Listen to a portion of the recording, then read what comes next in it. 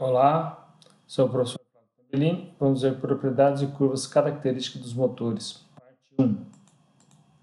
Bom, então temos aqui um sistema pistão, biela, manivela, né? O pistão aqui, a biela e aqui o braço da manivela, ok? Então nós temos aqui que a força do pistão vai transmitir uma força para a biela e a biela vai transmitir uma força aqui para a manivela, ok? Que vai fazer a manivela, o eixo da manivela girar, vai transmitir isso para lá, para caixas de engrenagens do câmbio, que vai transmitir esse movimento para os pneus. Mas por enquanto vamos ficar só no sistema dentro do motor, ok? Bom, dentro do motor como um todo, ok? Até o volante, vamos do sistema de combustão até o volante na saída do virabrequim, tá? Então, ó, só é interessante notar que se não houver nenhuma resistência para uma determinada posição do acelerador, a rotação tenderia a aumentar indefinidamente. Então, existe um momento externo resistente a esse momento, esse torque produzido pelo motor, ok? Bom, freio de Prony ou freio dinamométrico, ok?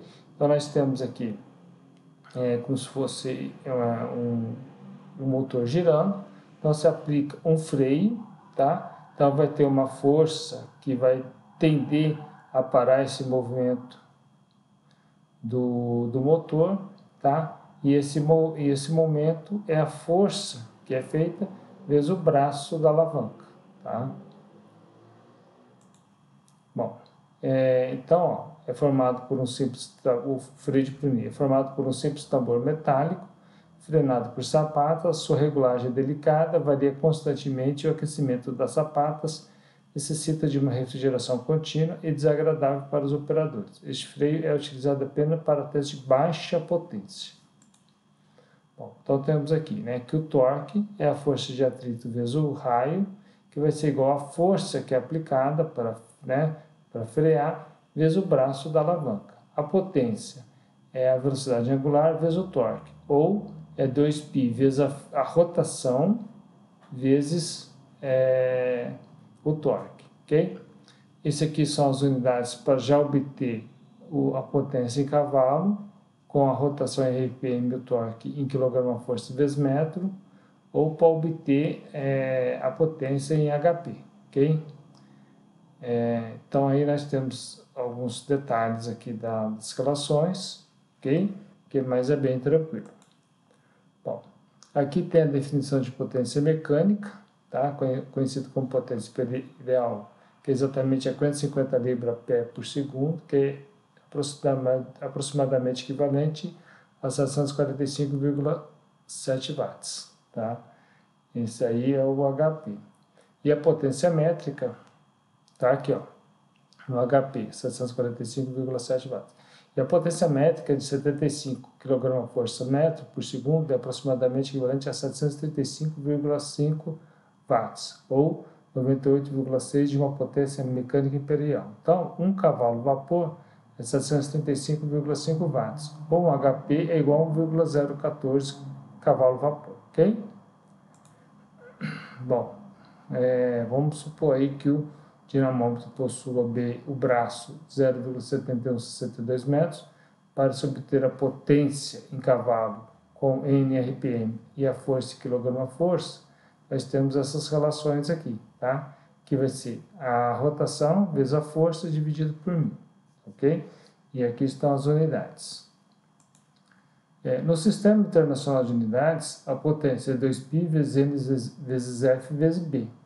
Tudo no seu... Então, ó, a rotação tem que estar em Hertz, a força em Newton e o braço em metro, tá? E aí, consequentemente, a potência vai estar em watt.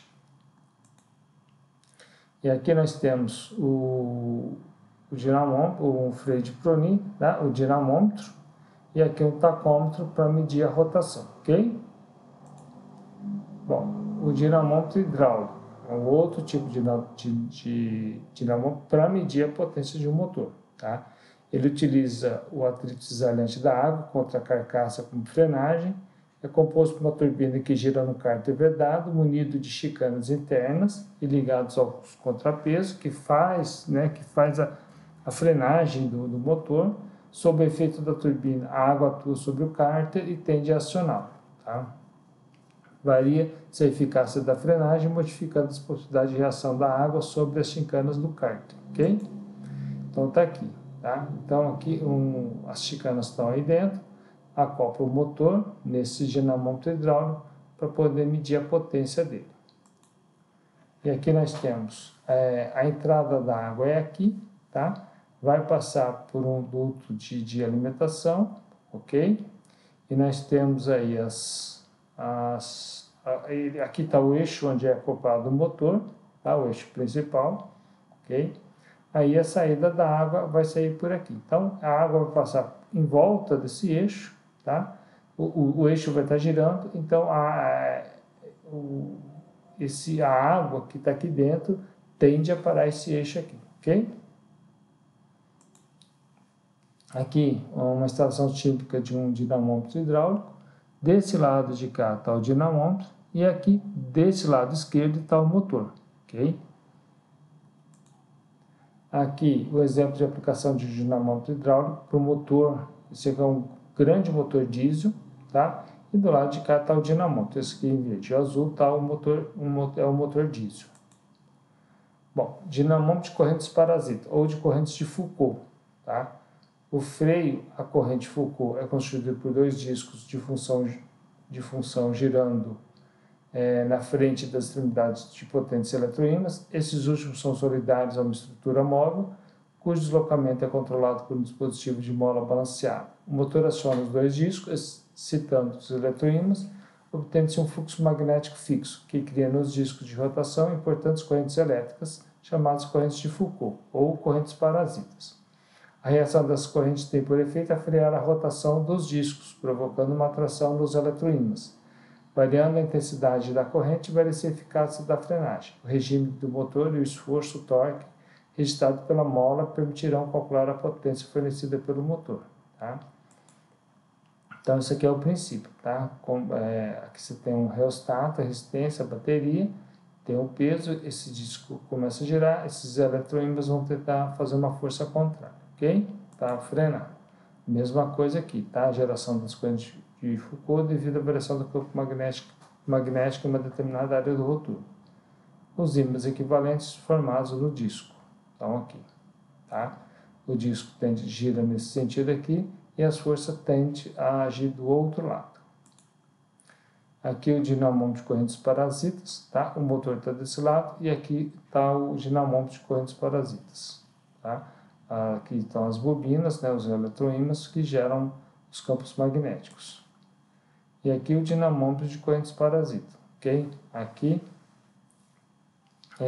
nós temos uma água aqui para refrigeração, tá? Mas nós temos aí a câmara de resfriamento, tá? Que é o número 7, ok?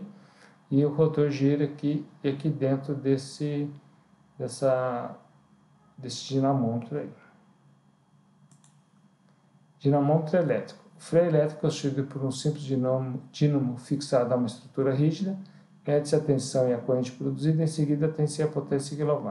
Mas o rendimento do dínamo não é constante, varia conforme o número de rotações e a potência. Cada medida deve ser corrigida por um fator de rendimento diferente que se marca sobre um gráfico dado pelo fabricante do dínamo, ok? Bom, é extremamente sensível, pode assumir a configuração ativa, acionando o motor sem a ocorrência de combustão, tá? Nesse caso, serve para estimar resistências passivas que geram a denominada potência de atrito. Nós vamos ver alguns tipos de potência, mas essa é uma das vantagens desse tipo de dinamômetro, tá? É uma máquina elétrica de corrente alternada que pode funcionar como motor ou como gerador. Bom, aqui um freio elétrico com uma célula de carga ativa, ok? Para poder frear o motor ou acionar o motor, qualquer um dos dois.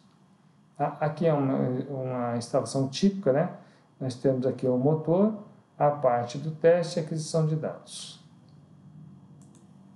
Bom, Aqui são os preços relativos, tá? Aqui tem uma tabela, vocês dão um pause para ver tudo, eu não vou ficar comentando esses detalhes aqui, tá? Aqui também outra tabela com os tipos de ensaio, né, para cada situação. E aqui uma sala de testes, tá? Então, com o motor, com a tubulação, a tubulação de exaustão, ok? Os exaustores aí para poder a saída dos gases também, tá? Aqui temos um detalhe, que nos motores ciclo Otto, controla-se a posição da borboleta e, consequentemente, a massa de mistura combustível-ar consumida pelo motor, ou nos casos dos motores GDI, injeção direta, apenas a massa de ar. Nos motores diesel, o controle recai sobre a quantidade de combustível injetado, ok?